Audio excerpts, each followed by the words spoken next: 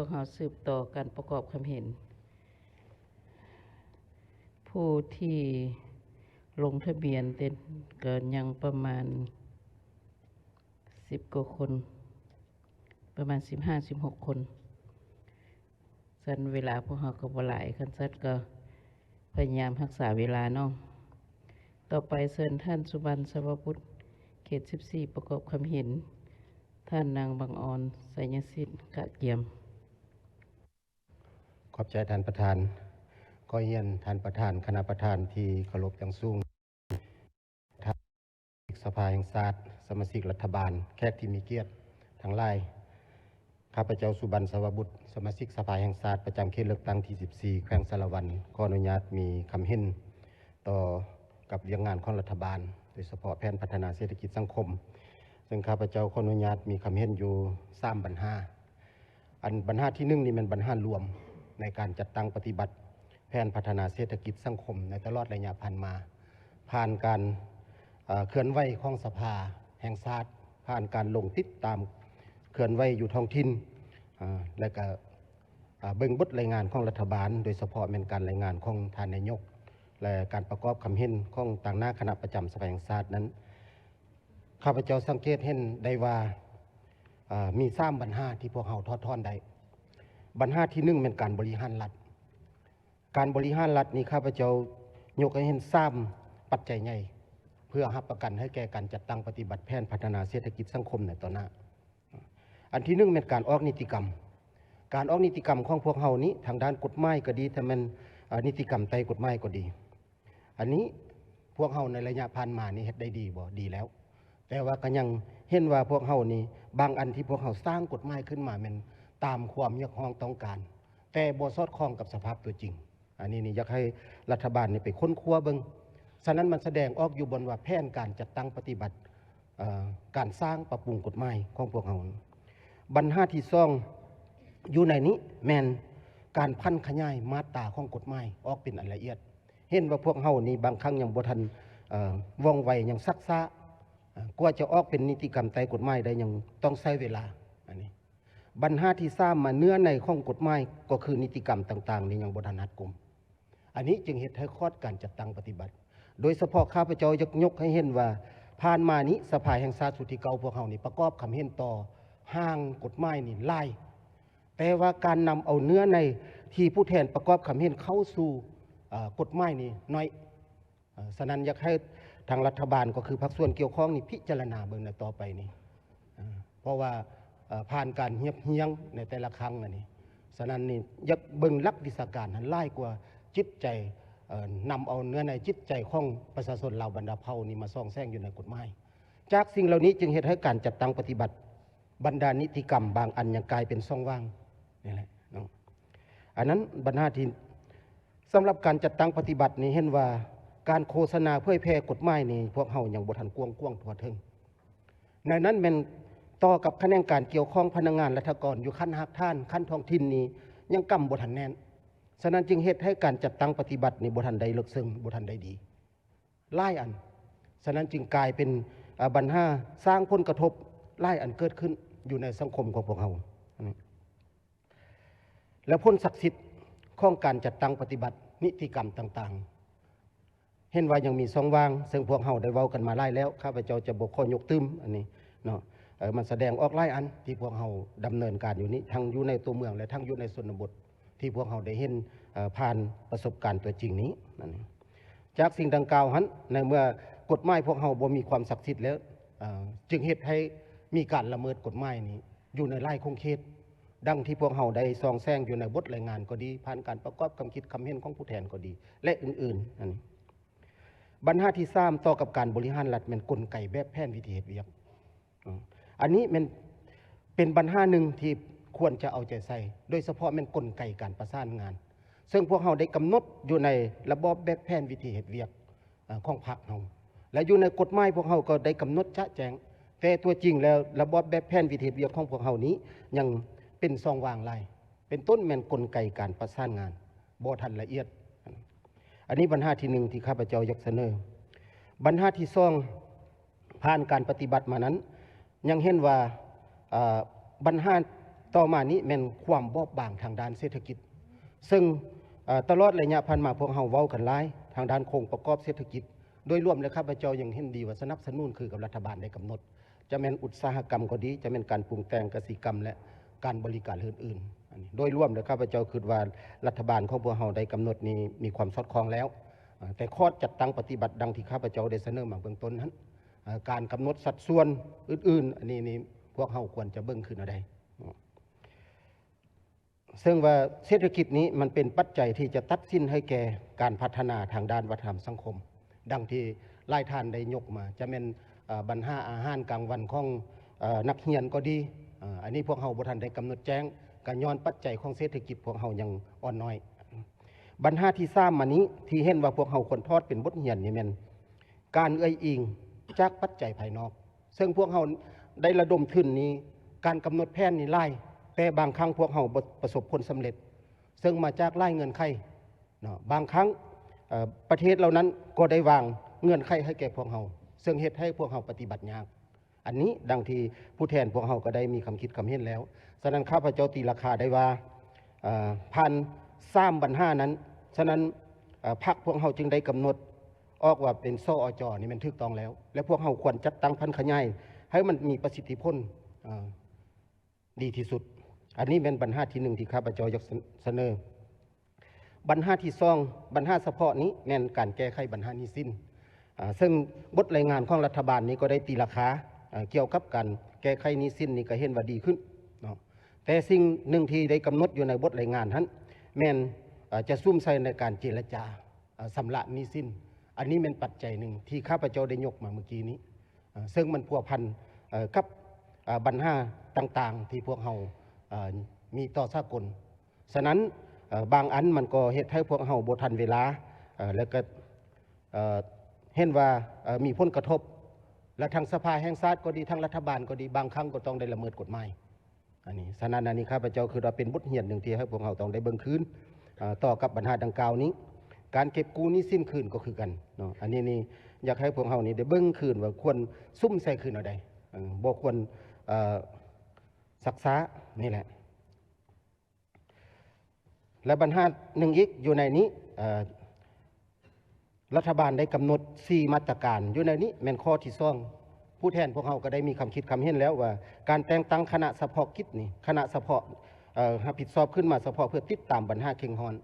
อันนี้นี่อยากให้รัฐบาลนี่ตีราคาคืนเบิ่งผ่านมานี่พวกเรานี่เฮ็ดไล่มีไล่เว้าเรื่องการวางข้อกำหนดต่างๆฉะนั้นอันนี้มีประสิทธิผลสำใดเนาะการกำหนดคณะอันนี้มันบ่ไปควบ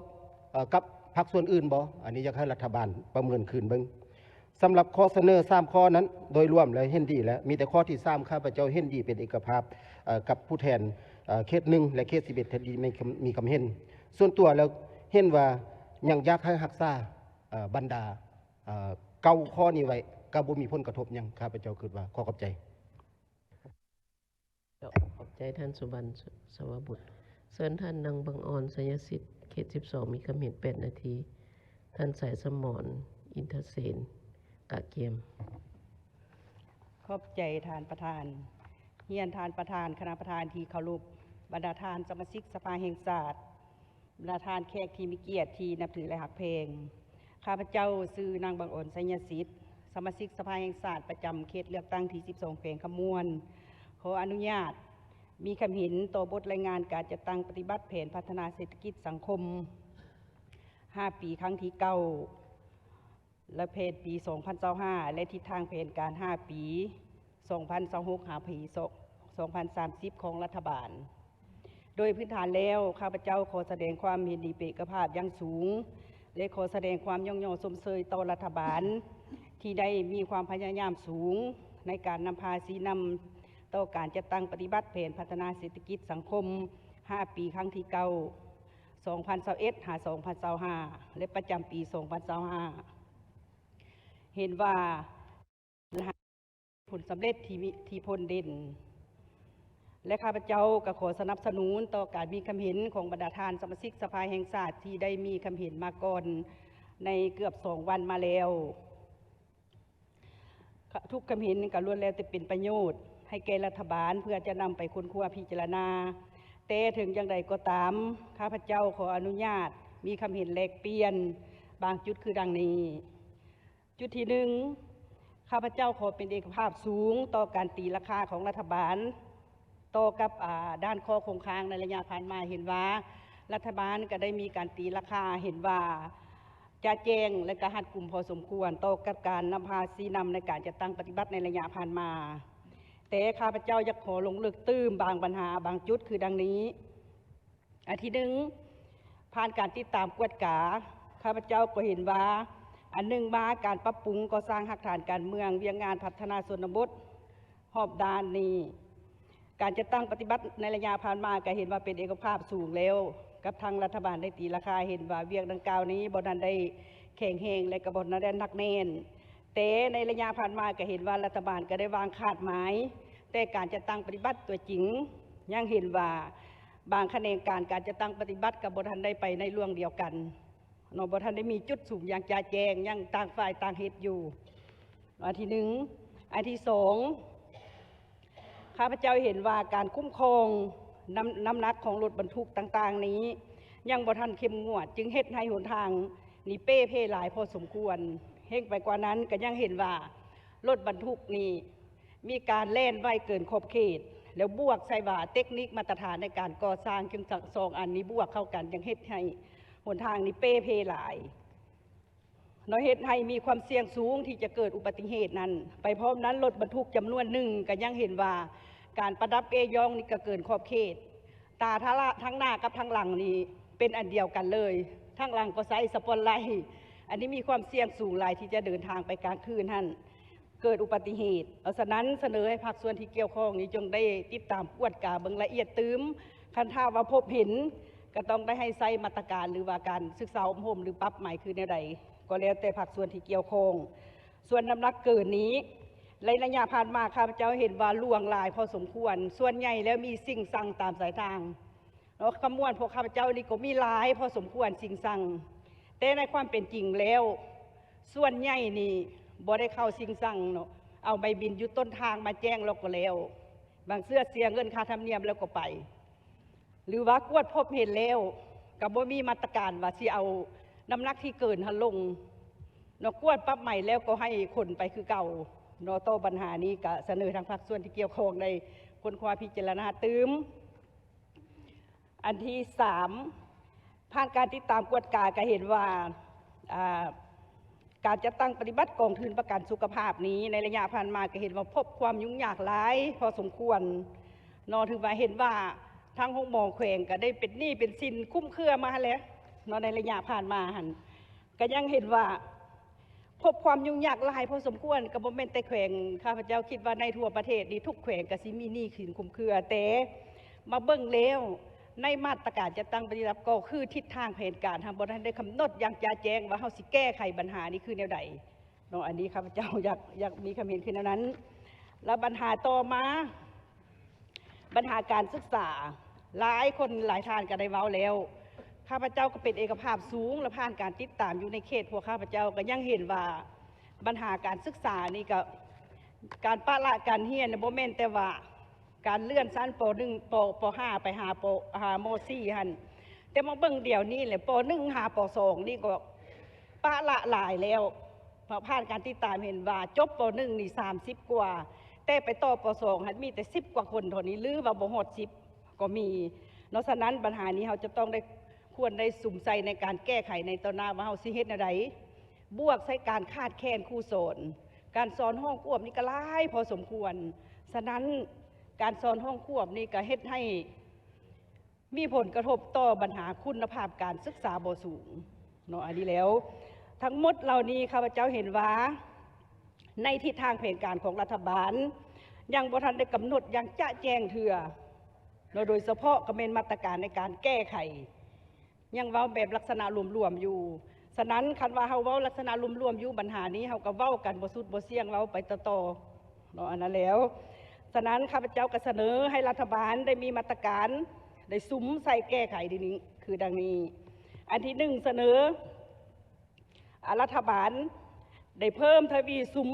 ใส่เวียกงานก่อสร้างหักฐานการเมืองพัฒนาชนบทแก้ไขความทุกข์ยากโดยมีจุดสุ่ม มีการประสานสมทบระหว่างภาคส่วนที่เกี่ยวข้องให้ไปร่วงเดียวกัน อันที่สองเสนอให้รัฐบาลและคะแนนการเกี่ยวข้องได้ติดตามกวดกาอย่างเข้มงวดต่อรถบรรทุกน้ำหนักเกินและเหตุใดก็ต้องได้จัดตั้งปฏิบัติตามกฎหมายอันที่สามนี้เสนอให้ซุ่มไส้แก้ไขปัญหาการขาดแคลนครูสอนและก็ปัญหากองทุนประกันสุขภาพนี้อันสุดท้ายข้าพเจ้าเสนอรัฐบาลว่าเดี๋ยวนี้ผ่านการมาเบิ้งมาผ่านเบิ้งแล้วในแผน10เห็นว่าโครงการก่อสร้างประตูน้ำปองหนึ่งของเมืองเวียงบราดแข่งความมวลที่ว่าทางแขวงก็เป็นได้เสนอมาแล้วคือว่าผ่านการค้นคว้าเบิ่งแล้วคือบ่เห็นเนาะเป็นโครงการค้ำประกันเสบียงอาหารโดยที่ว่านำไซน้ำเทิน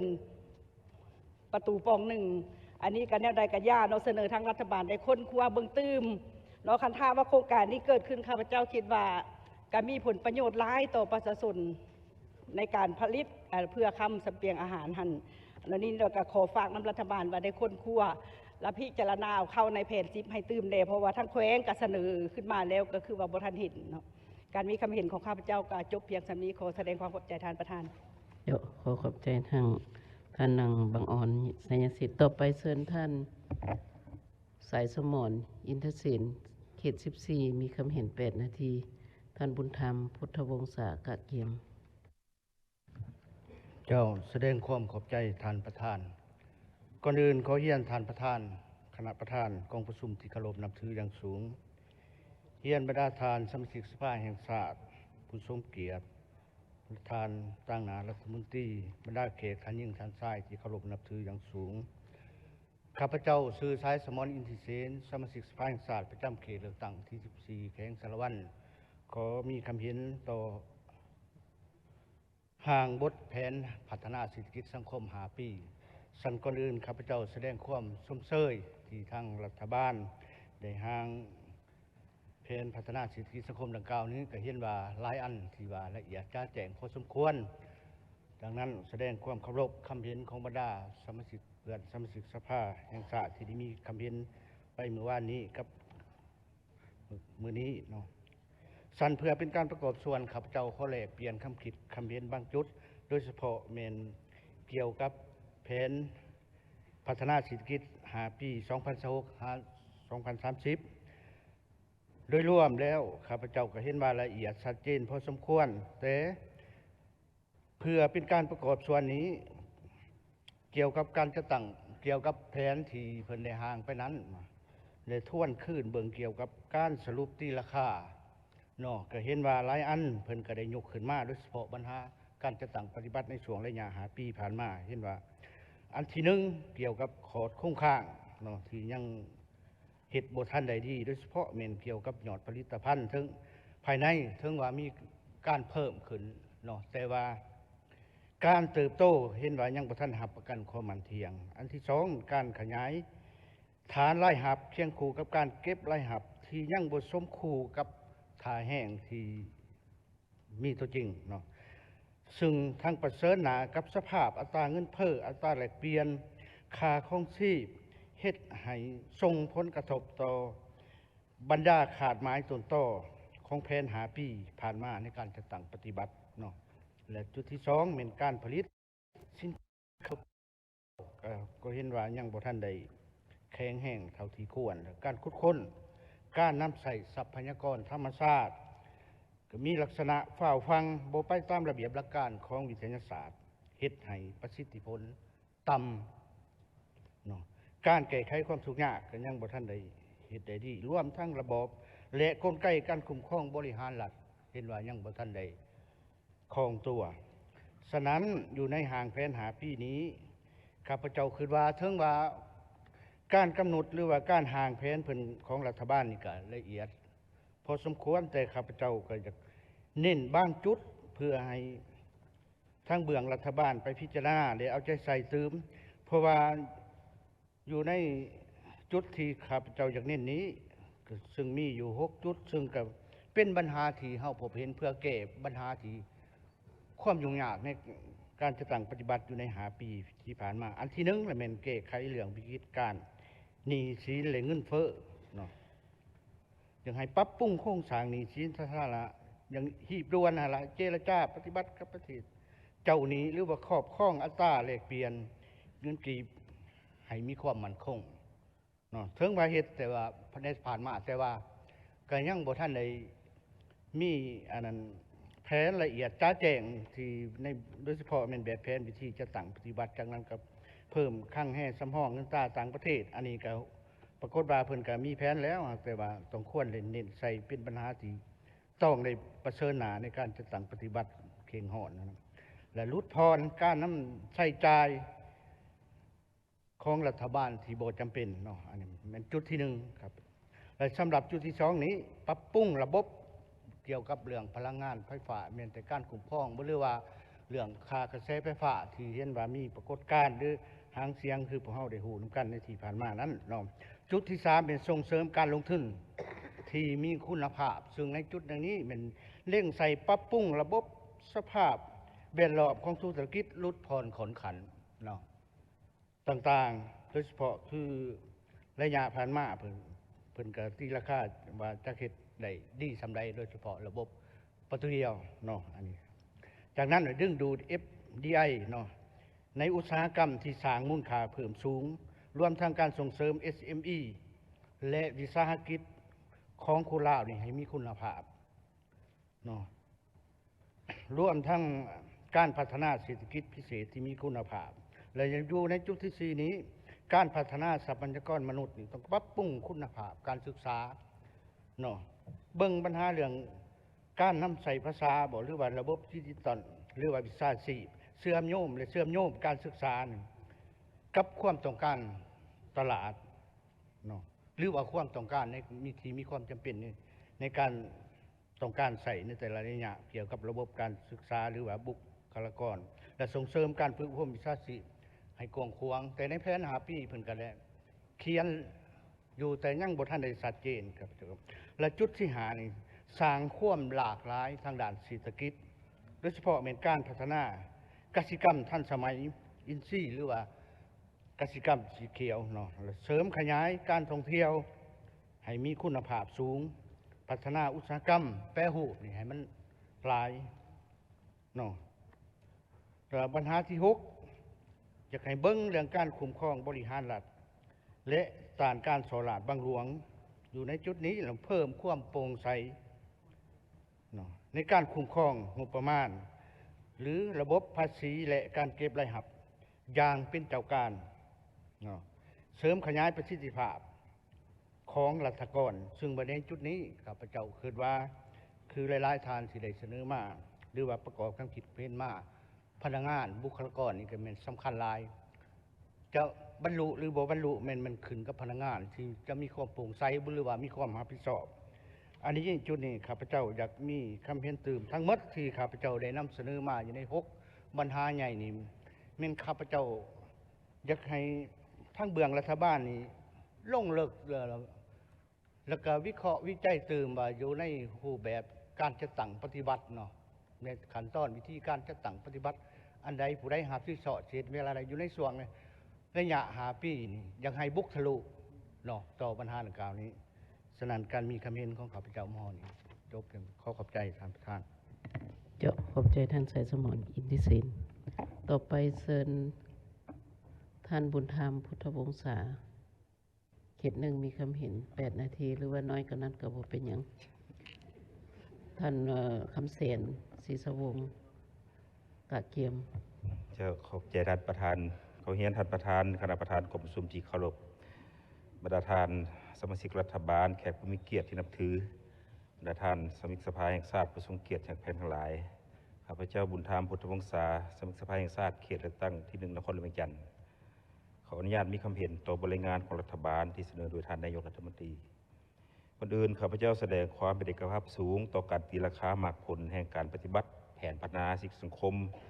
แห่งชาติ5 ปีและแผนพัฒนาเศรษฐกิจสังคม5 ปี2025รวมทั้งทิศทางแผนการปี2026และแผนการ5 ปีต่อหน้าของรัฐบาลข้าพเจ้าสนับสนุนต่อบทประกอบคำเห็นของท่านผู้ตั้งหน้าคณะประจำสภาแห่งชาติที่เสนอโดยท่านรองประธานสภาแห่งชาติและคำเห็นของเพื่อนสมาชิกสภาที่ได้ผ่านไปแล้วนั้นเห็นว่าอุดมสมบูรณ์และก็ครบถ้วนแล้ว ส่วนตัวข้าพเจ้าเองก็ขอร่วมยั่งยืนว่าใน5 ปีผ่านมานี้รัฐบาลได้มีความพยายามสูงในการนำพาและปฏิบัติแผนพัฒนาเศรษฐกิจสังคมแห่งชาติอย่างแข่งขันเพื่อนำเอารัฐนาวาลำนี้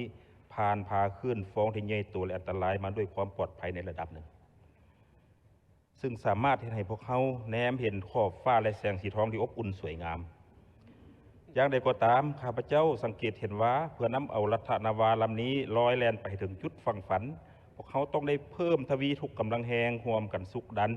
ให้บรรลุจุดหมายนั้นพวกเขาต้องได้ทบทวนถอดถอนบทเรียนอย่างสัจวิภาคและตัวจริงรอบด้านอีหลีท่านประธานที่เคารพโดยผ่านท่านประธานข้าพเจ้าขอเฮียนเสนอไปยังรัฐบาลก็คือท่านนายกรัฐมนตรีได้รับพิจารณาทบทวนบางปัญหาสำคัญดังนี้ 1. ต่อกับการกำหนดคำขวัญใหม่ที่เป็นตับบีของแผน10 2026-30นี้โดยพื้นฐานข้าพเจ้าก็เห็นดีและสนับสนุนแต่ว่าเมื่ออ่านและค้นคว้าให้เลิกแล้วเห็นว่าบางคำศัพท์สำนวนก็บ่ทันนักแน่นปานใดเมื่อเทียบใส่คำขวัญผ่านมาตัวอย่างคำขวัญเมื่อก่อนเหมือนประเทศชาติทางมีเข้มแข็งประชาชนทางมีผาสุกสังคมสามัคคีปรองดองยุติธรรมและศรีวิไลอย่างใดก็ตามข้าพเจ้าเห็นว่าการกำหนดเอานโยบายสร้างเศรษฐกิจเป็นเอกราชเป็นเจ้าตนเองเข้าในคำขวัญนี้เห็นว่าเหมาะสมหลาย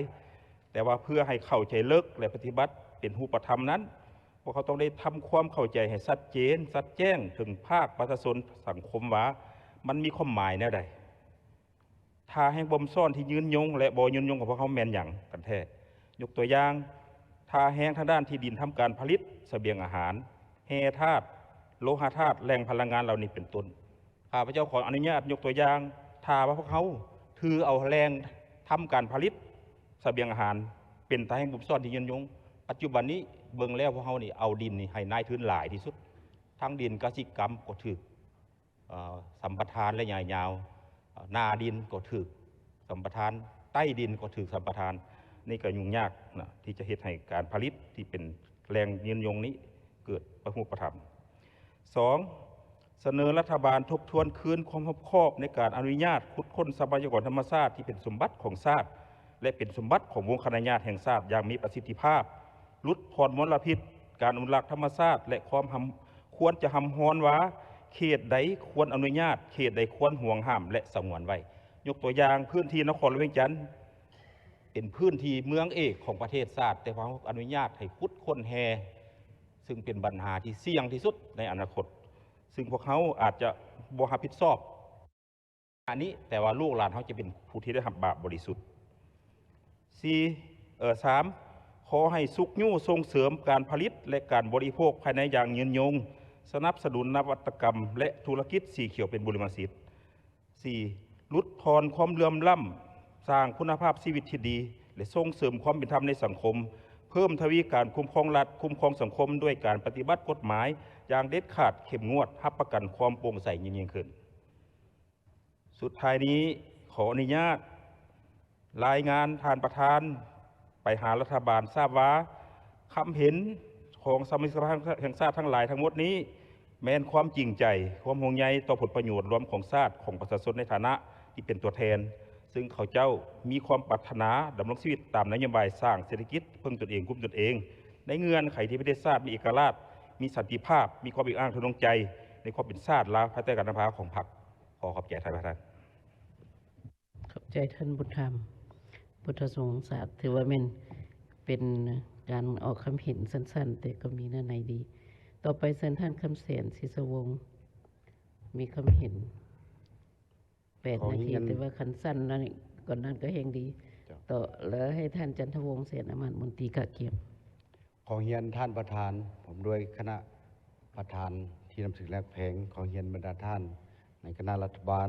เห็นบรรดาท่านสมาชิกสภาแห่งชาติที่นับถือนักแผงข้าพเจ้าคำเสนศิษวงศ์สมาชิกสภาแห่งชาติเขตเลือกตั้งที่9ขอสืบต่อประกอบความคิดเห็นต่อแผนพัฒนาเศรษฐกิจสังคมแห่งชาติ 2026-2030 ผ่านการรับฟังความคิดเห็นของบรรดาท่านและการรายงานของรัฐบาลในการปฏิบัติแผนพัฒนาเศรษฐกิจสังคมผ่านมาพวกเราก็เห็นว่าทุกเวียกงานทุกโครงการเวียกงานก็มีผลสำเร็จเป็นอันเก่าๆแต่เพื่อสืบต่อ ให้เวียกงานดังกล่าวนั้นมีผลสำเร็จหลายกว่าเก่าข้าพเจ้าขอเสนอบางกลุ่มคิดท่านประธานไปยังรัฐบาลเพื่อไปพิจารณาใส่แผนพัฒนาใน5 ปีต่อหน้าคือดังนี้ อันที่หนึ่งนี้เวียกงานกระตุ้นเศรษฐกิจหรือว่าสุขยูให้เศรษฐกิจเติบโตโดยเฉพาะเป็นการกระตุ้นสุขยูการผลิตภายในหรือการนำใช้ผลผลิตภายในและการบริการภายในเพื่อลดผ่อนการนำเข้านี้เสนอให้รัฐบาลตั้งกองทุนเพื่อให้ผู้บริโภคกู้ยืมดอกเบี้ยต่ำระยะยาวโดยเฉพาะเป็นพนักงานทหารตำรวจนี้สามารถมีบัตรกู้ยืมเงินไปบริโภคโดยที่ใช้สินค้าเหล่าเท่านั้นบัตรตัวนั้นเนาะหมายความว่าเอาเงินเดือนก่อนล่วงหน้าก็เป็นไปได้เพราะว่าผ่านมารัฐบาลก็พยายามส่งเสริมผู้ผลิตพอเงินกู้ก็หลายแต่ว่าเขาบ่ส่งเสริมผู้บริโภคหมายว่าบ่ส่งเสริมตลาดอันนั้นเป็นไปบ่ได้เหมือนการผลิตนี่ต้องมีตลาดและผู้ผลิตเนาะอันนี้เสนอคือนั้นอันที่สองนี่ต่อกับเวียกงานแห่ธาตุติดพันกับการสร้างพื้นฐานโครงล่างข้าพเจ้าเห็นว่าการขุดค้นแห่ธาตุนี่ถึงว่าสมาชิกสภาแห่งชาติพอจะเสนอให้หยุดเสาหลายเท่าไรก็จะเป็นไปได้ยาก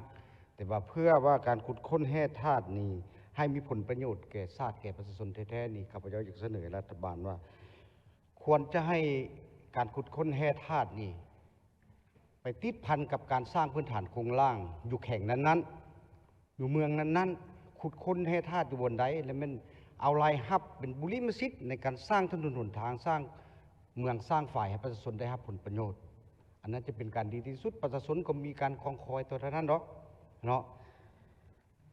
อันที่สองนี้ต่อกับการขุดค้นแห่ธาตุนี้อยากให้บึ้งผลวิจัยว่าลายฮับที่จะได้ของผู้ลงทุนและมีผลกระทบต่อ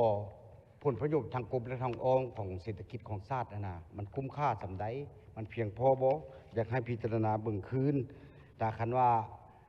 อันมีผลกระทบหลายแท้อยากให้โจ๊ะโครงการนั้นถึงว่านักธุรกิจจะเสนอว่ามีผลประโยชน์หลายมันได้ก็ตามอยากให้โจ๊ะอันที่สามนี้ต่อกับการเวียกงานการพัฒนาการศึกษาหรือกีฬานี้ข้าพเจ้าจะขอเสนอว่าใน5 ปีต่อหน้านี่เวียกงานอาชีวะนี่คือเขาเห็นนำกันว่าเดี๋ยวนี้คนเรียนน้อยสาเหตุคนเรียนน้อยก็มีหลายสาเหตุบรรดาท่านข้าพเจ้าจะเสนอว่าอันนี้เวียกงานอาชีวะนี่เป็นเวียกงานที่สำคัญและมีความจำเป็นหลายต่อกับการพัฒนาอย่างต่อยอดของผลิตภัณฑ์อยู่คงเขตนั้นการบริการอยู่คงเขตนั้นแต่ว่าผ่านมานี่เราสร้างหลักสูตรมันบ่สอดคล้องกับการนำใช้อยู่ท้องถิ่นนั้นตัวอย่างว่าในประชาชนเรามีให้มีนามีหัวมีส่วนแต่ว่าเขาสิไปพัฒนาวิชาชีพให้คงเขตนั้นอะไรต้องได้ปรับปรุงหลักสูตรให้มันสอดคล้องกับการสมใช้อยู่ในคงเขตนั้นเนาะ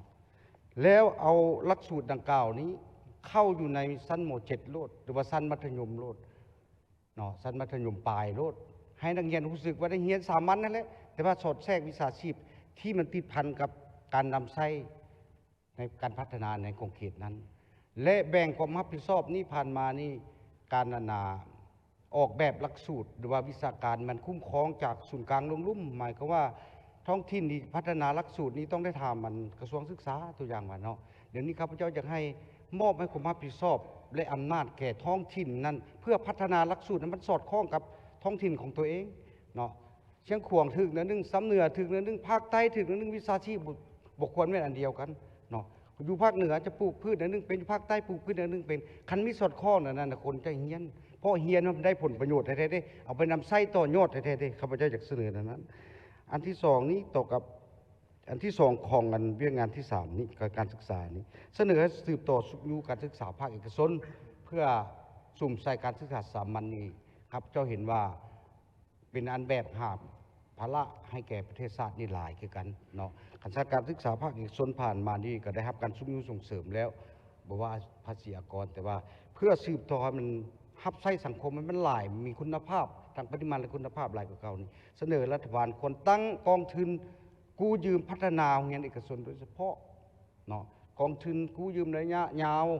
ดอกเบี้ยต่ำคือกับคะแนนการกสิกรรมมันเขายังบ่มีตัวอย่างคณะมีนั่นนี่การศึกษาภาคเอกชนของพวกเรานี่สามารถแข่งขันกับสากลได้เนาะ ต่อมานี้เนาะติดตามการกวดกาการปฏิบัติหน้าที่เวกงานของครูอาจารย์หรือคณะบริหารงานของสถาบันการศึกษาของรัฐนี่ครับพระเจ้าคิดว่าอยากให้มีการลงกวดกาติดตามกวดกาข้างในการปฏิบัติหน้าที่นี้ฟังห่างเสียงของประชาชนชมว่านี่บอกว่าสามัญฮอดการศึกษาชั้นสูงนี่มีแต่ตาตารางแต่ครูอาจารย์บอกบ่ได้ขึ้นห้องสอนเขาจะว่านั้นเด้ไปเบิ่งตัวจริงเบิ่งดูข้าพเจ้าก็ไปหลายบ่อนแล้วก็เห็นอันนั้นแหละนักเรียนก็ไปจดชื่อไว้หน้าโต๊ะอีกบ่ได้จดชื่อใส่ปึ้มเด้บ่มาครูก็เปลี่ยนขั้นขาดและติดพันกับปกปักรักษาอนาสิ่งแวดล้อมหรือว่าทรัพย์สินโรงเรียนนั้นก็ถือว่าปะล่าหลายลงทุนไปปี1 2 ปียังใหม่ดูบัดปีที่3ที่4ไปแล้วโอ้หักเพหมดอันนี้ครับพระเจ้าคิดว่าอยากให้กวดการนี่ลงไปติดตามขึ้นอยู่ในกระทรวงศึกษาเองเพิ่นก็ลงไปอยู่แต่ว่าอยากให้มีคณะอื่นลงไปกวดการติดตามเมืองอันนี้ก็เป็นผลหนึ่งที่ส่องแสงว่าความเอาใจใส่ในการพัฒนาการศึกษาของพวกเรานี่ให้มันครบอะไรเนาะต่อมานี้ต่อกับเวียกงานการพัฒนาสาธารณสุขนี้เนาะข้าพเจ้าจะขอเสนอว่าให้เอาใจใส่ในการรักษาสิ่งแวดล้อมโดยเฉพาะการเปื้อนเปื้ออยู่นาห้องหมอของรัฐนี่ยังบ่ทันว่ายายังบ่ทันว่าวิชาการซะรักษาสิ่งแวดล้อมนี่ให้มันได้ก่อนนะห้องไปดามเบิ่งห้องหมอต่างๆขั้นเมืองขั้นแข่งหรือว่าขั้นศูนย์กลางก็ไปเบิ่งลงมาอันนี้นี่ครับพระเจ้าคิดว่าสิบ่ได้ใช้งบประมาณของศูนย์กลางหลายปานใดของภาคของรัฐหลายปานใดอันนี้มันติดพันกับความรับผิดชอบของแพทย์หมอเฮาว่าแล้วอยากให้เบิ่งตัวนี้ขึ้นเนาะข้าพเจ้าจะขอเสนอนั้นท่านประธานขอขอบใจเจ้าขอบใจท่านคำเสนศรีสวงศ์เชิญท่าน จันทวงศ์แสนอามาตย์มุนความเห็น ขอบใจท่านประธานเฮียนท่านประธานที่เคารพเฮียนบรรดาทานห้องประธานที่เคารพนับถือเฮียนบรรดาทานรัฐมนตรีห้องรัฐมนตรีบรรดาทานสมาชิกสภาแห่งชาติและแขกกองประชุมที่นับถือข้าพเจ้าขออนุญาตมีบางคำเห็นดังนี้ก่อนอื่นมัดขอแสดงความเห็นดีเป็นเอกภาพนำคำเห็นของคณะประจำที่ได้ตีราคาและส้มเสยความภาคเพียรพยายามของรัฐบาลในการจัดตั้งปฏิบัติบรรดามติกองประชุมสภาแห่งชาติเกี่ยวกับแผนพัฒนาเศรษฐกิจสังคมแห่งชาติแผนงบประมาณแห่งรัฐแผนเงินตราหาปีครั้งที่เก่าและแผนการปี2025ในสภาพการภาคพื้นสากลและภายในประเทศมีความยุ่งยากหลายอย่างดังเสนอในบทรายงานแล้วนั้นก็เคารพนับถือคำเห็นบรรดาทานข้าพเจ้าก็ขอยังยื่นว่าผลงานที่ผลเด่นที่รัฐบาลเฮาญาติบ่ได้ในหาปีผ่านมานั้นก็คือรักษาได้ความมีเสถียรภาพทางด้านการเมืองอย่างหนักแน่นสังคมมีความสงบเป็นระเบียบเรียบร้อยโดยพื้นฐานมีผลงานในการปฏิบัติ2วาระแห่งชาติเศรษฐกิจก็มีการขยายตัวหนึ่งได้ตั้งหน้าแก้ไขปรากฏการณ์ย่อท้อในด้านต่างๆนับทั้งมีผลงานทางด้านการเคลื่อนไหวเวียกงานการต่างประเทศสำหรับทิศทางในตอนหน้านี้ข้าพเจ้าก็เห็นดีน้ำลายทานได้ลงลึกในแต่ละด้านแล้วข้าพเจ้ายังมีบางคำเห็นเติมอันที่หนึ่งสำหรับการพัฒนาทางด้านเศรษฐกิจนี่อยากเสนอให้เอาใจใส่ส่งเสริมการผลิตการปรุงแต่งการผลิตเกษตรกรรมและปรุงแต่งอุตสาหกรรมอันนี้ข้อให้ถือสำคัญเพราะว่าคันเฮาบ่มีการปรุงแต่งเฮาก็บ่ได้เพิ่มมูลค่าการค้าขายวัตถุดิบโดยบ่ได้ปรุงแต่งในราคามันก็ต่ำแล้วก็เฮาก็บ่มีโอกาสจ้างงานและอื่นๆอันที่2นี่อยากให้ส่งเสริมแขนงบริการที่ติดพันกับการท่องเที่ยวโดยเฉพาะแม่นเฮ็ดกสิกรรมสะอาดนี่แหละติดพันกับท่องเที่ยวให้ผู้คนมาเที่ยวก็ย่องย่อว่ากินอาหารอยู่บ้านเฮานี่มันดีต่อสุขภาพนอกจากท่องเที่ยวที่คุ้มค่าอื่นๆแล้วก็ขอให้เอาใจใส่เรื่องสุขอยู่การผลิตสินค้าของประชาชนโดยการส่งเสริมนับทั้งส่งเสริมธุรกิจขนาดน้อยขนาดกลางขนาดใหญ่ทุกภาคส่วนเศรษฐกิจเว้ารวมให้ผลิตสินค้าที่มีคุณภาพที่ตลาดต้องการได้และทั้งด้านสังคมนี่ข้าพเจ้าก็เสนอเอกภาพนำบรรดาทานที่ได้บอกถึงการพัฒนาทรัพยากรมนุษย์สร้างสติเคารพกฎหมายอันนี้สำคัญหลายประเทศในหน่อยบางประเทศบ่เทียนกับเจ้านี่ทรัพยากรก็บ่มีแต่เขาเอาใจใส่2ด้านนี้สุดท้ายการพัฒนายืนยง นักแน่นแล้วก็ไว้แล้วเอาใจใส่พัฒนาเรื่องปกปักรักษาสิ่งแวดล้อมอันนี้เอาใจใส่แก้ไขบรรดาโครงการพัฒนาที่ประชาชนจมว่าเนาะมันส่งผลกระทบต่อสิ่งแวดล้อมด้วยวิธีการที่สอดคล้องและก็ไว้จุดที่2นี่ครับพระเจ้าอยากขอมีความเห็นต่อคำขวัญสำหรับ5 ปีต่อหน้ากับเอกภาพนำมาตรฐานที่ว่ามันยาวแด้อยากให้ตัดออกคือตัวอย่างวองไว้นี่ครับพระเจ้าคิดว่าบ่เว้าก็ได้เนาะปลุกระดมก็เอาออกก็ได้หรือว่ายางแข็งแห้งมันเหลือเพราะว่าคำขวัญนี่บ่ควรเว้ายาวควรเว้าสั้นๆข้าพเจ้าเห็นว่าคันพวกเฮายังจือบั้นพวกเฮาได้ฟังได้เว้าหลายเกี่ยวกับการรักษาและพัฒนานี่คำว่าให้ไว้นี่มันก็เป็นหนึ่งอยู่ใน4ขาดหมายที่พวกเฮาต้องบรรลุคือให้ไว้ให้ดีให้ได้หลายและให้ถือกฎหมายมันก็ครบแล้วฉะนั้นบ่จำเป็นสิเว้าคืนอีกก็ได้อันนี้จุดที่2ครับพระเจ้าขอมีความเห็นคือแนวนั้นนั่นแหละเพื่อเฮ็ดให้คำขวัญเฮามันสันคำขวัญนี่มีลักษณะการเมืองมีลักษณะปลุกระดมทุกภาคส่วนเศรษฐกิจนับทั้งบุคคลให้เขาร่วมอย่างตั้งหน้าแล้วก็เพื่อให้มันเป็นขบวนฟดฝืนต่อเนื่องนี่แหละมีความหมายสำคัญคือนั่นแหละสำหรับจุดที่3ในข้อเสนอของรัฐบาลข้าพเจ้าก็เห็นดี2ข้อนั้นเนาะเรื่องปรับปรุงดัชนีเงินเดือนหรือว่าเงินนโยบายอันนี้ดีหลายคือพนักงานทหารตำรวจผู้ที่มีรายรับต่ำนี่ก็สิคล่องค่อยและก็ขอให้ปฏิบัติได้จริงการมีเงินหลายแดนนี่ก็เพิ่มแห้งซื้อเนาะก็เป็นการยกสูงปรับแปลงชีวิตกันเป็นอยู่สำหรับการเสนอขอเอาแต่3อยู่ใน9ปริมาณ3อันตัวอย่างว่าอัตราเงินเฟ้อเนาะเป็นปัญหาใหญ่หรือว่าคั่งสำรองเงินตราต่างประเทศแล้วก็หนี้สินที่บ่เกิดอันนี้3อันเป็นจุดสำคัญที่ต้องได้เว้าส่วนว่า6ข้อนั้นอาจจะมีการรายงานภายในเป็นระยะก็ได้ขอขอบใจท่านประธานขอมีคำเห็นเท่านั้นเจ้าขอบใจท่านจันทวงศ์เสนามันมุตรีต่อไปเชิญท่านขันเพชรบุญตำมีคำเห็นท่านหนูพันธ์อุตสาหกะเกมเจ้าขอบใจท่านประธานเฮียนท่านประธานคณะประธานกองประชุมที่เคารพนับถืออย่างสูงเฮียนท่านคณะรัฐบาลบรรดาท่านสมาชิกสภาแห่งชาติท่านยิ่งท่านทรายผู้เข้าร่วมกองประชุมที่เคารพนับถือข้าพเจ้าขันเพชรท่านสมาชิกสภาแห่งชาติประจำเขตเลือกตั้งที่10แขวงเวียงจันทน์ขออนุญาตแลกเปลี่ยนต่อรายงานของรัฐบาลเกี่ยวกับแผนพัฒนาเศรษฐกิจสังคมแห่งชาติก่อนอื่นขอแสดงความสมเสยใน5 ปีผ่านมานี้ที่รัฐบาลได้มีความพยายามสูงด้วยความรับผิดชอบในการจัดตั้งปฏิบัติแผนพัฒนาเศรษฐกิจสังคมแห่งชาติดังบทสรุปรายงานได้แสดงออกมาผลสำเร็จหลายด้านเฮ็ดให้ประเทศชาติมีความสงบโดยพื้นฐานและประเทศชาติได้รับการพัฒนาเป็นก้าวๆพร้อมกันนั้นก็เคารพนับถือและเห็นดีเห็นพร้อมกับบทประกอบความเห็นของคณะประจำสภาแห่งชาติและบรรดาท่านสมาชิกสภาแห่งชาติที่ได้มีคำเห็นมาแล้วนั้นแต่ข้าพเจ้าขออนุญาตมีคำเห็นแลกเปลี่ยนเติม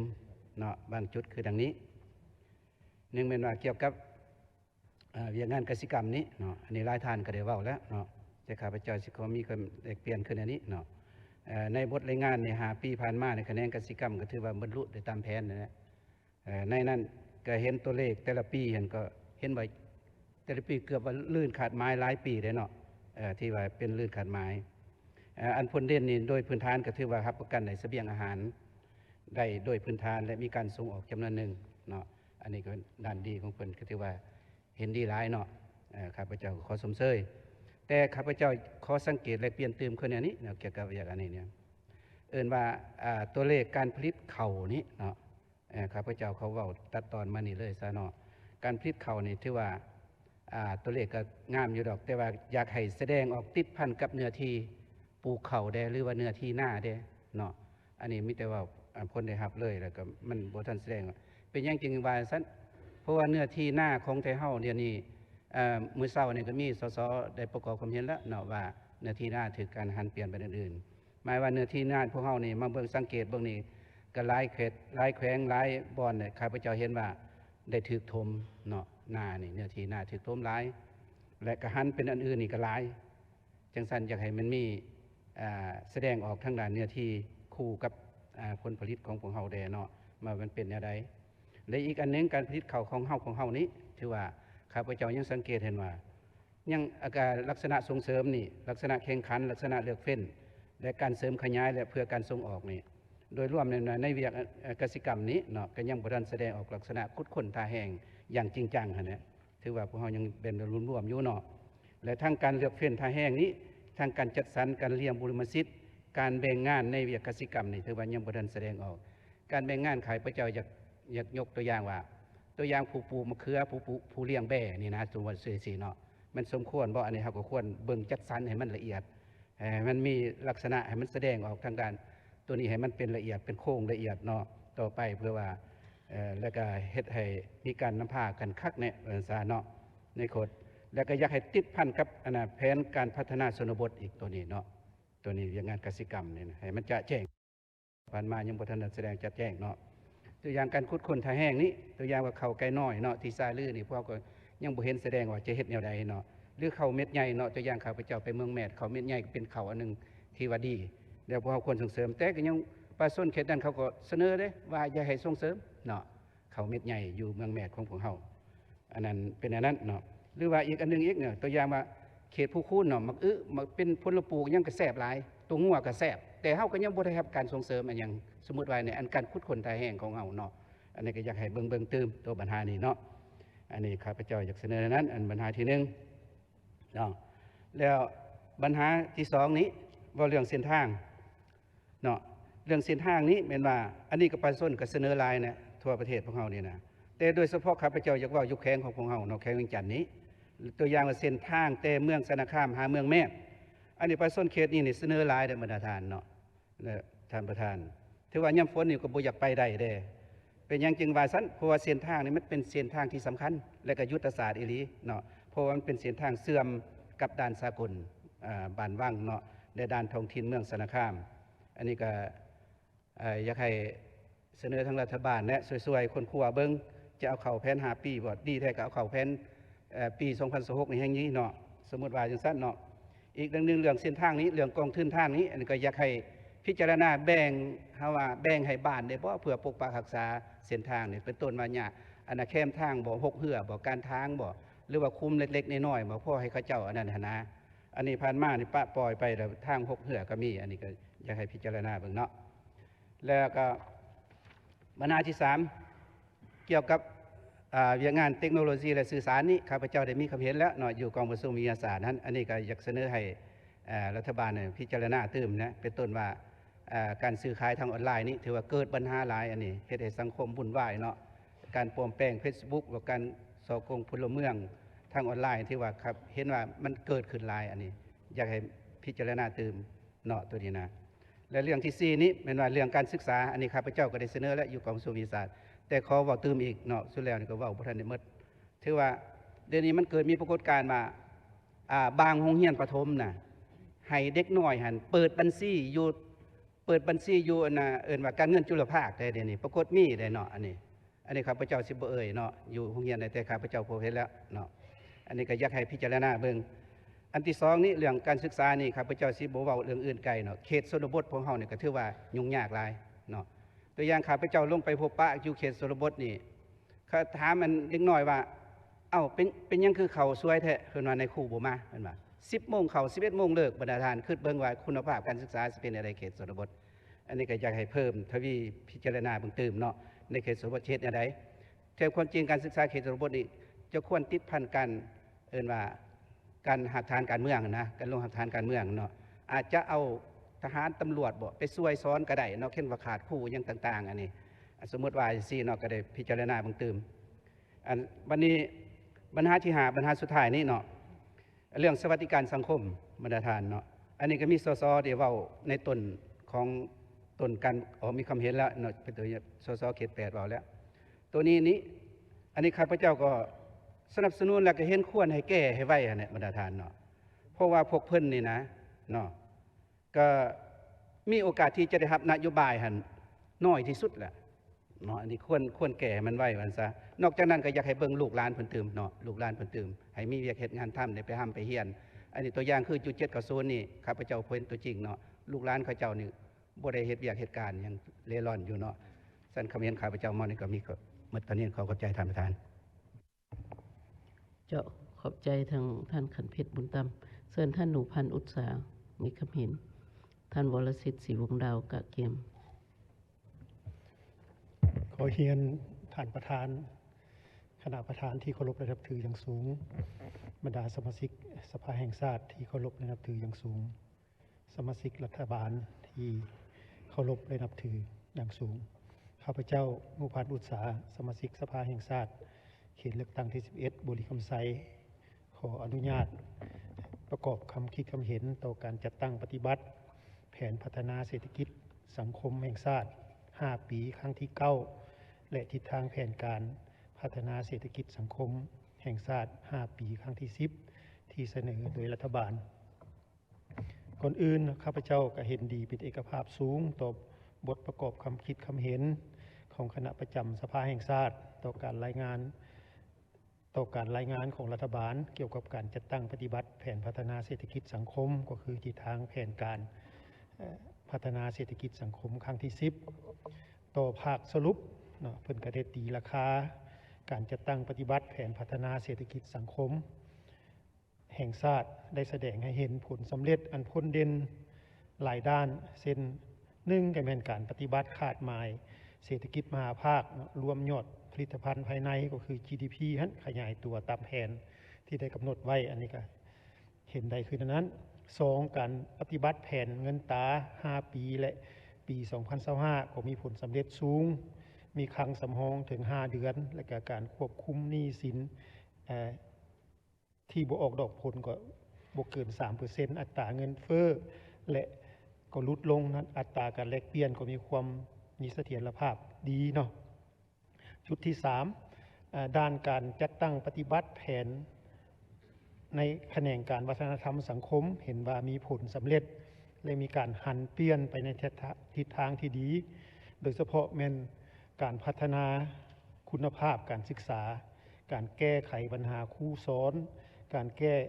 ไขปัญหานักเรียนบ่มาเรียนและอื่นๆเนาะต่อประเด็นนี้เนาะข้าพเจ้าขอมีคำเห็นแลกเปลี่ยนอยู่ 3-4 จุดดังนี้อันที่1เนาะการสรุปผลสำเร็จในการจัดตั้งปฏิบัติของแขนงการศึกษาวิทยาศาสตร์และกีฬานี่ยังเห็นว่าการสรุปมันเป็นอันรวมๆอยู่ยังขาดการตีราคาวิเคราะห์และยังบ่ทันได้ส่องแสงถึงว่าเหตุผลอันใดที่พวกเราบ่สามารถจัดตั้งปฏิบัติได้และก็ตัวเลขสถิติบางอันก็ยังบ่แท้เหมาะกับความเป็นจริงเป็นต้น1แม่นแผนที่การศึกษาของเฮานี่นะควรจะอัปเดตเนาะครับอยู่ในเขตเลือกตั้งของพวกข้าพเจ้าบุรีคำไซพวกเฮาไปโรงเรียนก็บ่มีแล้วก็ยังมีอยู่ในแผนที่การศึกษาอยู่เนาะจำนวนครูจำนวนสถิติครูนักเรียนก็ยังบ่ชัดเจนเพราะว่าการสำรวจพลเมืองปกติและเพิ่นให้เฮ็ดสำเร็จในเดือน 3 2025แต่พวกเฮาก็จะยื่นไปฮอดเดือน 6 2025นี้อันนี้ก็ยังเห็นว่ามันบ่สอดคล้องพวกเฮาควรจะมีสถิติและแผนที่การศึกษาที่ชัดเจนพอสมควรจึงสามารถวางแผนระยะ 5 ปีต่อหน้าได้อย่างชัดเจน2สาเหตุการขาดครูแม่นสาเหตุอย่างแท้เนาะอันนี้พวกเฮาก็ยังสรุปเป็นรวมๆว่าแล้วก็ครูบ่มีความสามารถเพียงพอในการสิสอนก็ยังบ่ฮู้สาเหตุที่แท้จริงนักเรียนบ่มาเรียนก็ยังมีอันสรุปรวมอยู่ย้อนอันนั้นอันนี้เนาะบ่ทันได้วิเคราะห์ว่าพวกเฮาจะเฮ็ดแนวใดในบทสรุปของแขนงการควรจะมีการวิเคราะห์มีตัวเลขสถิติอันชัดเจนพอสมควรปัญหาที่2งบประมาณรับใช้แขนงการศึกษาวิทยาศาสตร์และกีฬานี้ปฏิบัติบ่ได้ฮอด 18% ตามกฎหมายกำหนดแต่พวกเฮาก็ฮู้ยังบ่ฮู้สาเหตุว่าแนวใดเนาะก็มีแต่โยนพุ่นโยนพี่ว่ากระทรวงการเงินตัดออกขึ้นไปแล้วเนาะหรือว่าการช่วยเหลือทางด้าน ODA ของครูร่วมพัฒนานี่น้อยลงก็มีแต่เท่านั้นยังบ่ชัดเจนย้อนหยังพวกเฮาจึงปฏิบัติบ่ได้เนาะใน 18% นั้นควรจะได้มีความชัดเจนกว่านี้เช่นว่า เงินบริหารงบประมาณบริหารโรงเรียนเนาะค่าน้ำค่าไฟค่าซ่อมบำรุงรักษาเนาะอาหารเที่ยงแก่เด็กทุกยากอยู่ในเขตห่างไกลโศกลีควรจะหลายสำใดเนาะพวกเขามีการสร้างโรงเรียนขึ้นใหม่ครูร่วมพัฒนาก็สร้างทั้งเวียดทั้งจีนงามมาแล้วโรงเรียนแต่ว่าไปเบิ่งแล้วก็ในการงบประมาณในการซ่อมแปลงบำรุงรักษานี่มันมีน้อยและการนำไส้กับสิโบยาวนานเนาะอันนี้พวกเราต้องได้สมทบกันในการขึ้นแผนทางด้านงบประมาณต่างๆนี้ให้ได้สาเหตุอันแท้จริงอันที่จุดที่3แผนท้ายปี 2025 หรือว่าสุกปี 2025-26 ก็คือแผนระยะยาว 5 ปี 2026-2030 นี้ข้าพเจ้าเห็นว่าปัญหาอันฮีบด่วนอยู่ในแผนปี 2025-26 นี้ควรจะอันที่1ก็เป็นการยกระดับความสามารถในการสอนของครูนี้ให้เป็นบุริมสิทธิ์ที่1เนาะพวกเราฮับรัฐกรฮับครูอาสาสมัครอยู่ในโควต้าของกองทัพฮั่นและอีก 2,000 คนเนาะและ 2,000 คนอยู่ในโควต้าปกติฮั่นแต่ครูดังกล่าวฮั่นมีความสามารถเพียงพอระบบในการคิดการสอนอยู่ในเขตแต่ละเขตแต่ละท้องถิ่นฮั่นอันนี้พวกเราต้องได้เอาใจใส่ยกระดับความสามารถของพระเจ้าอันหีบด่วนอันที่2เนาะสนองปึ้มแบบเฮียนและอุปกรณ์ในการสอนให้แก่ข้าเจ้าเนาะขอเฮียนท่านประธานพวกเราก็สรุปแล้วว่าใน5 ปีผ่านมาการสนองอุปกรณ์บ่เพียงพอการปึ้มแบบเฮียนกับบ่เพียงพอกับบ่เพียงพอแท้เนาะพวกเราขึ้นแผนปึ้มอ่านแบบเฮียนนี่นะ1หัวต่อ3 คนบรรดาท่านก็อาจจะบ่ฮู้เนาะมันก็บ่พอเลยเนาะบ่พอทั้ง2 คนพุทธอีกอย่างหนึ่งน้ำท่วมแดเสียหายแดปกปักรักษาบ่เพียงพอก็เฮ็ดให้อุปกรณ์การเรียนการสอนปึ้มแบบเรียนนะซื่อๆนะมันบ่เพียงพออยู่แล้วเฮ็ดได้บ่เพียงพอเนาะอันนั้นในปี 2025-26 นี้ควรจะ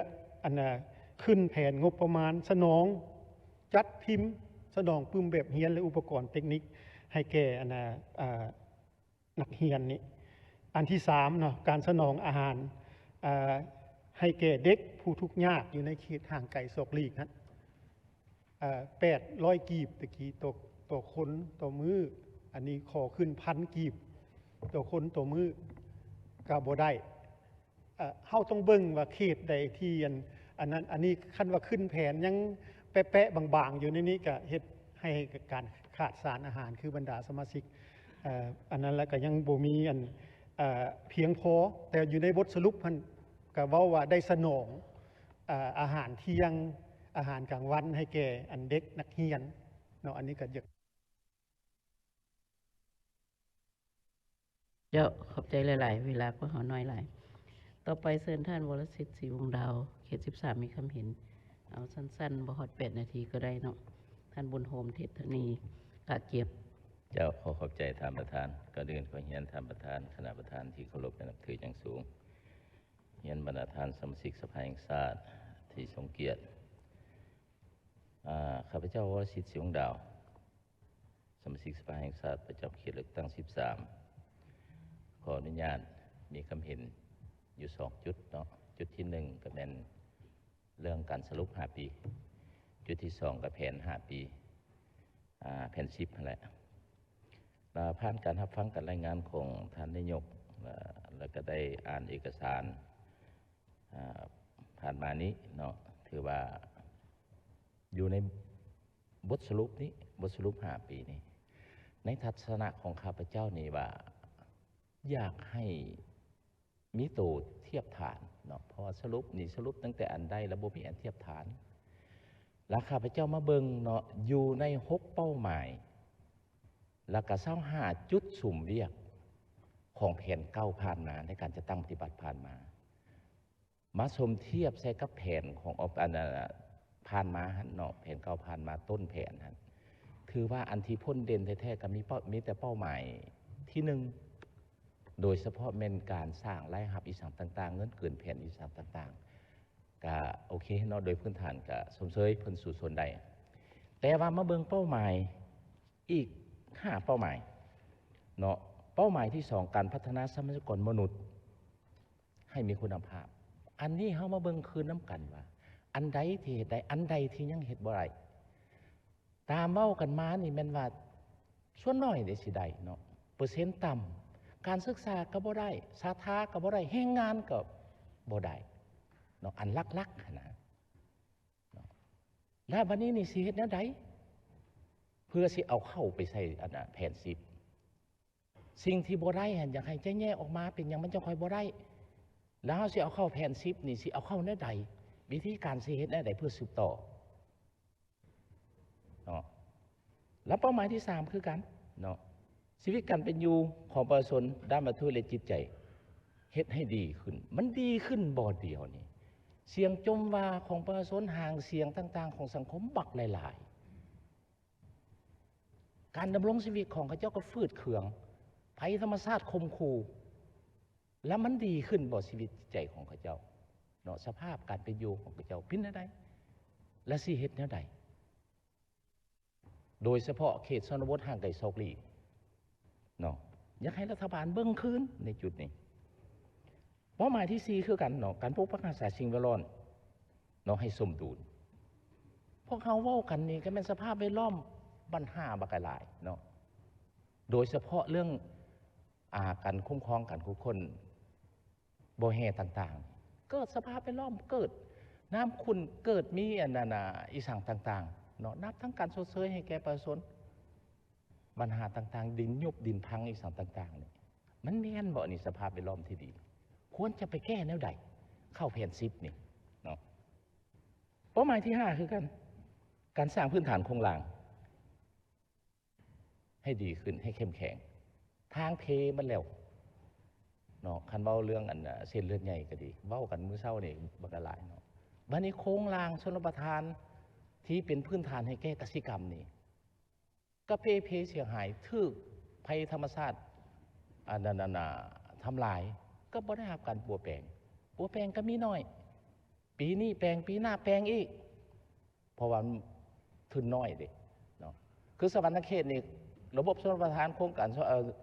ชลประทานนี่มีอยู่300กว่าแห่งเดี๋ยวนี้ยังใช้ได้มีแต่100กว่าแห่งเฮ็ดได้สิรับประกันได้เรื่องการผลิตของประชาชนเป้าหมายที่6คือกันเนาะการคุ้มครองบริหารรัฐมีประสิทธิภาพสังคมมีความเสมอภาคยุติธรรมปัญหาบักหลายประชาชนก็จมว่าบ่มีความยุติธรรมอีสั่งต่างๆเขาเจ้าลงโลกโซเชียลก็เอาเลยปราบเขาเจ้าเลยบอกยุติธรรมบ่เนี่ยทั้งที่เขาจะลงความจริงนี่มันต้องได้เบิ่งความเป็นจริงจะเฮ็ดแนวใดต้องกล้าเว้าความจริงออกมาอันใดอ่อนถอดบทเรียนแล้วเอาไปสืบต่อเฮ็ดใหม่ในแผน10เนาะอันนั้นละแม่น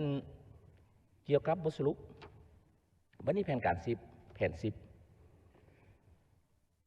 ในทัศนะของข้าพเจ้านี่ทิศทางรวมและเป้าหมายข้าพเจ้าเห็นดีเนาะโค้งห่างของแผน10จะพัฒนาตาม7ท่าแห่งบ่มสอนแต่ว่าอยากให้เลือกบุริมสิทธิ์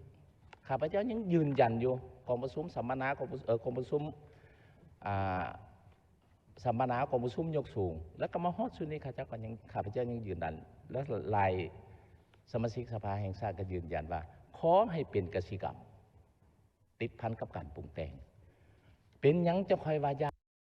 กรรมเพราะว่าประชาชนของเฮานี่นะเนาะติดพันกับการกสิกรรมนี่ 80% อันนี้คือคุมกำลังที่สุดที่จะพัฒนาและกระต่อยอดมันเป็นการต่อยอดให้แก่ภูมิปัญญาของเขาเจ้านี่แต่ว่าเฮาซับเฮาอันนั้นส่งยุหรือส่งเสริมเทคนิคขึ้นฮ้อนให้กับเจ้าดีกว่าเฮาสิไปใช้ทรัพยากรแบบเฮาคุ้มครองบ่ทันได้ดีนะ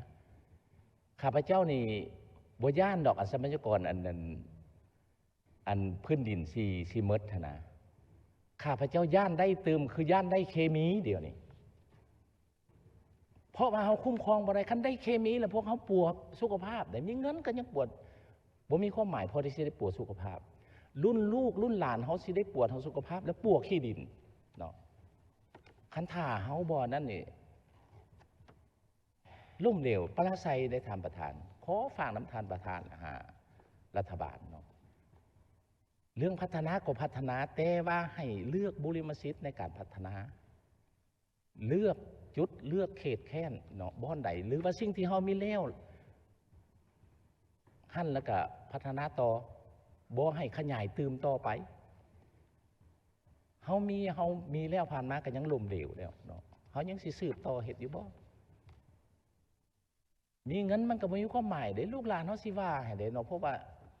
มันมีแต่เคมีเด้อย่าขอให้ทางรัฐบาลได้คึดคักแน่เนาะมาเบิ่งยุทธศาสตร์วิสัยทัศน์ของการพัฒนาบ่อแห่นี่7 ล้านเฮกตาร์นะ7 ล้านเฮกตาร์นี่เนื้อที่1/3ของทั่วประเทศนะเนาะเขาสิเอาเคมีขึ้นไปไว้บนสูงได้เนาะข้าพเจ้าเว้าแล้วเว้าอีกนี่เป็นห่วงแท้ๆคันเฮาคุ้มครองบ่ได้นี่สิเฮ็ดได้ไรเนาะเจ้าขออนุญาตมีคำเห็นเท่านั้นก่อนพอหมดเวลาแล้วประธาน เจ้าขอบใจทั้งท่านวรสิทธิ์ศรีวงศ์ดาวเชิญท่านบุญโฮมเทศธานี5 นาทีเนาะผู้สุดท้าย ขอบใจท่านประธาน หน่อย ยันท่านประธานคณะประธานบรรดาท่านสมาชิกสภาแห่งชาติคณะรัฐบาลข้าพเจ้าบุญโฮมเทศธานีสมาชิกสภาแห่งชาติประจำเขตเลือกตั้งที่9แข่งซึ่งขวางขออนุญาตมีคำเห็นแลกเปลี่ยนในกองประชุมโดยเฉพาะคอมเมนต์ต่อกับการจัดตั้งปฏิบัติแผนพัฒนาเศรษฐกิจสังคมที่9ของรัฐบาลเนาะแต่โดยพื้นฐานก็เห็นดีกับ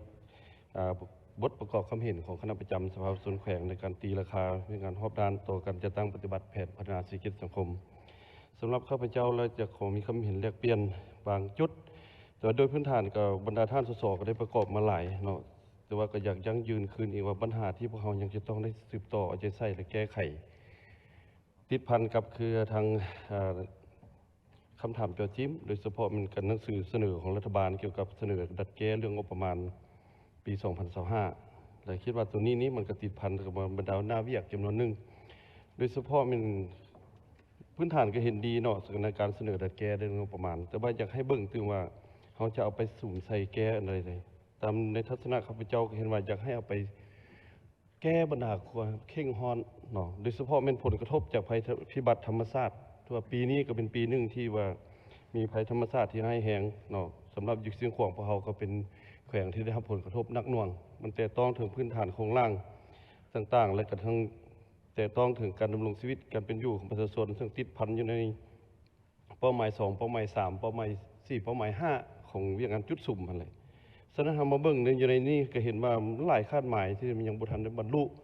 อยู่ในแผนเก่านี่แล้วพอเขาจะสืบต่อในแผน10แต่นี้ฮอด2ปี2030นี่อันนั้นยังเป็นสิ่งที่ท้าทายหลายโดยเฉพาะมันอยู่ในเป้าหมาย2นี่ในจำนวน13ตัวชี้วัดที่พอเขาบรรลุได้แต่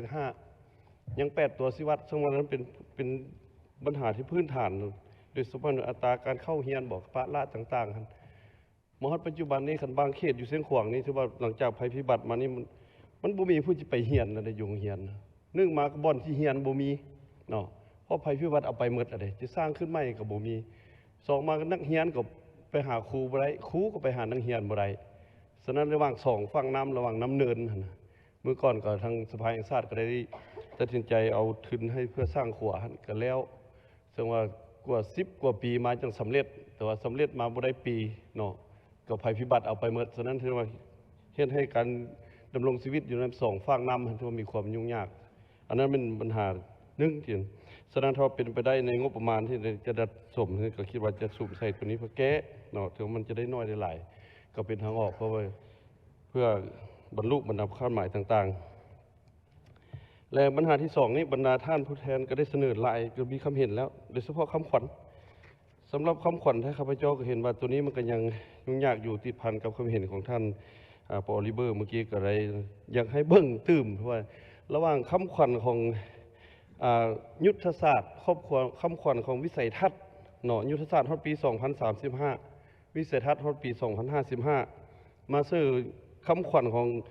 แผนพัฒนาเศรษฐกิจสังคมเทื่อที่10นี่นะบางเทื่อมันก็ไปนำเดียวอยู่เนาะฉะนั้นคือตัวคำขวัญยุทธศาสตร์ก กับวิสัยทัศน์ที่ว่าปลุกระดมจิตใจรักชาติและพัฒนาอย่างแข็งแรงรับประกันเสถียรภาพทางด้านเศรษฐกิจมหาภาคและฮอดปี 2055 ครบรอบ100 ปีวันสร้างตั้งพรรคประชาชนประโยชน์ลาวพัฒนาประเทศชาติให้มีรายรับสูงขึ้น ยืนยงและปรับเข้าใกล้ประเทศที่มีรายรับสูง อันนี้เป็นคำขวัญอยู่ในยุทธศาสตร์และวิสัยทัศน์เนาะแต่ว่าในหนึ่งในนั้นก่อนในแผนพัฒนา10ของเรานี่มันก็นอนอยู่ในนี้ฉะนั้นคำขวัญตัวที่ยกขึ้นมานี่ฉะนั้นเฮ็ดอะไรก็แนวคิดว่ามันต้องได้เอาสองอันนี้มาค้นคว้าให้มันไปลวงเดียวมันจึงสิได้ในทัศนะของข้าพเจ้าเนาะอันนั้นเลยมันต่อกับคำขวัญนี้ฉะนั้นอันว่าจะให้มีแนวนั้นนี้ออกมานี่เกิดบุทันบอกได้เพราะมันยังซับซ้อนอยู่ตัวนี้นะก็มีตัวให้ผู้แทนของเขาเรื่องคนควรกันเบิ้งเนาะระหว่างยุทธศาสตร์วิสัยทัศน์และกับแผนพัฒนา5 ปีมันอยากให้มันกลมเกี่ยวกันและปัญหาต่อไปนี้แล้วก็อยากแลกเปลี่ยนตื่มด้วยสำหรับเรื่องการจัดตั้งปฏิบัติวาระแห่งชาติเนาะว่าด้วยการแก้ไขปัญหายุ่งยากทางด้านเศรษฐกิจและก็นอนอยู่ในแผนพัฒนาเศรษฐกิจสังคม5 ปีครั้งที่10นี่ก็เห็นว่ามีหลายคาดหมายมีเพื่อจะบรรลุหั่นแต่ว่ามันมาเบิ่งแล้วนี่ก็ติดภารกับงานจุดสุ่มที่บรรดาท่านได้เสนอมาหั่นโดยเฉพาะเป็นพวกเขาจะยืนยันเอาในโคเขตวิงานกสิกรรมเนาะหรือการปรุงแต่งผลิตกสิกรรมนี่เป็นบุริสิทธิ์วิงานจุดสุ่มอันดับหนึ่งอันแต่มาเบิ่งแล้วถ้าว่าจากเฮ็ดได้นี่ก็ยังมีความเสี่ยงหลายอันข้าพเจ้าเพราะมาเบิ่งการประเมินคืนบรรดานิติกรรมทางด้านกฎหมายที่ดินป่าไม้เมื่อปัจจุบันนี้คันว่าเรื่องการลงทุนนี่คือมันนักลงทุนก็อย่างมาลงทุนหลายอยู่หรอกแต่ว่าคันคงเขตกสิกรรมมันก็ต้องได้นำใช้พื้นที่เนาะแต่ว่ามาเบิ่งแล้วมันยากที่สุดไปบนใดก็มีผู้จับมีผู้จองไปบนใดก็มีเจ้ามีของฉะนั้นคันเขาบ่ประเมินคืนตัวนี้นี่นะว่าบ่กำหนดบ่รักษาดินของรัฐเฮาไว้แท้นี่ในต่อหน้าในข้าพเจ้าคิดว่ามันจึงเป็นอุปสรรคหนึ่งถึงว่าพวกเขาจะมีการวางแผนมีการวางโครงการมันได้ดีแต่ว่าบัตรเฮ็ดตัวจริงนี่มันพบอุปสรรค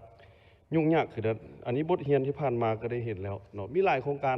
นักลงทุนมานี่มาฮอดแล้วก็ถอยเนาะบ่ไปบ่มาสั่งแก้ไขเฉพาะเรื่องดินนี่ก็บ่ทันก็ยังมีความยุ่งยากแล้วปัญหาสุดท้ายเนาะตอนนี้ตัวนี้ก็อยากเสนอคืนนั่นแหละเรื่องการอนุมัติโครงการเรื่องบรรดาแห่ธาตุต่างๆนี่รับใช้ให้แก่วาระแห่งชาติเดี๋ยวนี้ก็ที่ว่าเขาก็สรุปกันแล้วจิตใจอยู่นี่ก็อยากให้มันแยกให้ได้ว่าอันใดเป็นรับใช้เฉพาะวาระแห่งชาติฮอดยามฮอดเวลาแล้วสรุปตีราคาคืนถอดมูลเฮียนคืนประเมินคืนเมืองก่อนว่าได้บ่ได้เดี๋ยวใดอนุญาตเดี๋ยวใดจึงค่อยสืบต่ออันนี้มันยากอยู่ในท้องถิ่นพวกเราแล้วมันฮอดปัจจุบันนี้บ่ฮู้ว่าไปหาบริษัทได้ก็ว่าพวกเขาเซาแล้วยังเรียนเอกสารเพื่อสืบต่อเข้าการขุดค้นปกติแต่ว่าในทางตัวจริงแล้วเขาเจ้าบริษัทในกิจการยังผลิตยังส่งออกอยู่ฉะนั้นการคุ้มการครองตัวนี้นี่เห็นว่ายังมีความยุ่งยากเนาะฉะนั้นก็อยากให้มีกำหนดหมายในฮอดมื้อนี้เพราะนั้นเรื่องโครงการทดลองอยากให้หยุดกวดกาคืนหยุดตัวเองกิจการอยู่ภาคสนามมันเลยอันนี้ความหมายกันอยากให้ว่านั้นมันจังสิได้อันนี้แล้วมันมีความยุ่งยากเพราะว่าเรื่องบรรดาแห่ธาตุต่างๆนี่ก็คือบรรดาท่านสสมันก็เป็นห่วงหลายสำหรับเสียงขวางพวกเรานี่บรรดาโครงการค้นแห่หายากเลยก็10 กว่าบริษัทเนาะคันว่า3 ปีมานี่ก็เกือบ3 ล้านต้นนะเอาเคมีมาเสียงขวางนี่ปีละล้านนี่บุรุษละเนาะฉะนั้นว่าพอเขาจะแก้ที่ไขกันอะไรตัวนี้อยากให้รัฐบาลได้เบิ่งคืนมันละเอียดมีการกำหนดอย่างละเอียดจะแจ้งเนาะการประกอบเห็นข้าพเจ้ามีสำนักขอบใจท่านเจ้าขอบใจทั้งท่านบุญโฮมเทศนีผู้ลงทะเบียนก็ยังเหลือ10 กว่าท่านแต่ว่าเวลาพวกเขาก็หมดหลักกายไปหน่อยนึงฉะนั้นก่อนจะให้บรรดาท่านพักผ่อนครับเจ้าขอมีคำเห็นสรุปสั้นๆบ่แม่นสรุปแบบหมดภาคดอกสรุปสั้นๆในการประกอบความคิดคำเห็นใน2 มื้อผ่านมาบรรดาท่านที่นับถือใน2 วันผ่านมาเต็ม2 วันเต็มผ่านมาพวกเราได้มีการ ประกอบความคิดความเห็นใส่บรรดาบทรายงานของรัฐบาลที่มีทั้งแผน5 ปีครั้งที่9แล้วก็ห้างแผน5 ปีครั้งที่10ซึ่งว่าบรรดาท่านก็ได้มีการประกอบความเห็นหลายเนาะ ไล่มาฮอดมื้อนี้ถือว่าแต่เมื่อวานมาฮอดมื้อนี้มี64ท่านได้ประกอบความคิดความเห็นต่อทางแผนอันพัฒนาของประเทศเฮาและบรรดาท่านสมาชิกสภาแห่งชาติก็ได้จะใส่คนครัวกะเกี่ยมการประกอบความเห็นด้วยความรับผิดชอบสูงเก็บกำเอาสภาพการคุ้มครองรัฐคุ้มครองเศรษฐกิจสังคมของเขตเลือกตั้งต่างๆของตนมานำเสนอต่อรัฐบาลต่อกองประชุมเพื่อเป็นข้อมูลในการจัดตั้งปฏิบัติใน ในต่อหน้าสมาชิกสภาแห่งชาติก็ได้แสดงความสมเสยต่อความพยายามของรัฐบาลในการขับเคลื่อนการพัฒนาเศรษฐกิจสังคมระยะ5 ปีผ่านมาด้วยผลสำเร็จหลายด้านอันพ้นเด่นซึ่งเป็นการสร้างพื้นฐานที่สำคัญให้แก่การนำเอาประเทศเราออกจากสภาวะด้อยพัฒนาในปี 2026 ประเทศเราก็สืบต่อมีเสถียรภาพด้านการเมืองสังคมมีความเป็นระเบียบเรียบร้อยเศรษฐกิจมีการขยายตัวอย่างต่อเนื่องเนาะตามแผนที่สภากำหนดวางออกชีวิตการเป็นอยู่ของประชาชนก็ได้รับการปรับปรุงบทบาทของประเทศเฮาในเวทีภาคพื้นสากลได้รับการยกสูงอันนี้เป็นตีราคารวมผลสำเร็จที่พ้นเด่นบรรดาท่านสมาชิกสภาแห่งชาติในฐานะเป็นตัวแทนแห่งผลประโยชน์ของประชาชนลาวบรรดาเผ่าก็ได้มีการแสดงความเป็นห่วงต่อปัญหาที่สังคมมีความกังวลและได้มีการเสนอให้รัฐบาลมีการปรับปรุงบรรดาบทรายงานให้จะแจ้งหัดกลมและครบถ้วนสมบูรณ์กว่าเก่าและปรับปรุงให้มันว่าให้บรรดาตัวเลขก็คือข้อมูลเนื้อในมีการคาดเคลื่อนมีคำเห็นอย่างคงไปคงมาเกี่ยวกับห้างแผน10โดยอยากให้มีการกำหนดแขนงบริมิสิทธิ์ของเศรษฐกิจประเทศเฮาให้สอดคล้องกับท่าแหงของประเทศเฮาจะเอากสิกรรมการปรุงแต่งผลิตภัณฑ์กสิกรรมการท่องเที่ยวหรือว่าท่าแหงการเชื่อมโยงเชื่อมจอดอันนี้ก็ถือว่าไม่ได้ยกอยู่ในคำเห็นของบรรดาท่านหรือว่าการปรับปรุงคำขวัญของแผนพัฒนาเศรษฐกิจครั้งที่10ปัญหาการขุดค้นแร่ธาตุแล้วก็อยากให้ปฏิบัติตามแผนยุทธศาสตร์อย่างเข้มงวดควรมีการสงวนไว้ให้ลูกให้หลานปัญหาพื้นฐานของร่างที่มีความสุดโทรมปัญหาคุณภาพการศึกษาปัญหาแก้ไขปัญหาราคาไฟฟ้าราคาสินค้าและปัญหาความยุ่งยากทางด้านเวียกงานบริการด้านสาธารณยอดขาดเขินงบประมาณปัญหาหนี้สินปัญหาการบริหารรัฐที่ยังมีช่องว่างและความบ่เข้มงวดและอื่นๆครับเจ้าส่วนการสรุปสั่งรวมอันละเอียดเป็นท่านประธานสภาแห่งชาติจะเป็นผู้สั่งรวมสรุปในตอนบ่ายของวันที่13พฤศจิกายนนี้ในฐานะเป็นประธานกองประชุมครับเจ้าขอแสดงความขอบอกขอบใจนำบรรดาท่านสมาชิกสภาแห่งชาติที่ได้ประกอบคำคิดคำเห็นอย่างกงไปกงมาภาวะวิสัยซึ่งแสดงให้เห็นความจริงใจของบรรดาท่านที่อยากเห็นการพัฒนาเศรษฐกิจสังคมอยู่บ้านเฮาให้มีความหนักแน่นแน่นอนก็ในคำเห็นของบรรดาท่านก็มีหลายท่านก็ยกขึ้นเกี่ยวกับปรากฏการณ์ย่อท้อที่น่าเป็นห่วงหรือว่าที่จะต้องได้มีการปรับปรุงแก้ไขโดยเฉพาะแม่นปัญหาเรื่องสภาพการย่อท้ออยู่ในสังคมพวกเฮาปรากฏการณ์นั้นก็คือการสลัดบังหลวงหรือว่าการที่ความบ่โปร่งใสในกระบวนการยุติธรรมหรืออื่นๆซึ่งว่านี่ก็ถือว่าเป็นบ่มีบ้านใดบ่มีประเทศใดที่บ่มีเรื่องปรากฏการณ์ย่อท้อแนวนั้นเนาะแต่ว่าทางรัฐบาลก็ได้เอาใจใส่ในการแก้ไขคันว่าพวกเฮาติดตามสภาพการอยู่ในสภาพการบ้านเฮาก็มีได้อันการจับผู้ที่ว่ามีการลักลอบของส่วนรวมของเป็นเงินคำของรัฐจะมีอยู่ธนาคารบ่หรือว่าบริษัทไฟฟ้าคันพวกเฮาติดตามก็เห็น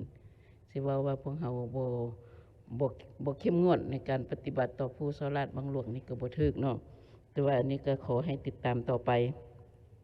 หรือว่าเพิ่นก็มีการสร้างตั้งคณะเฉพาะกิจคณะ19ซึ่งว่า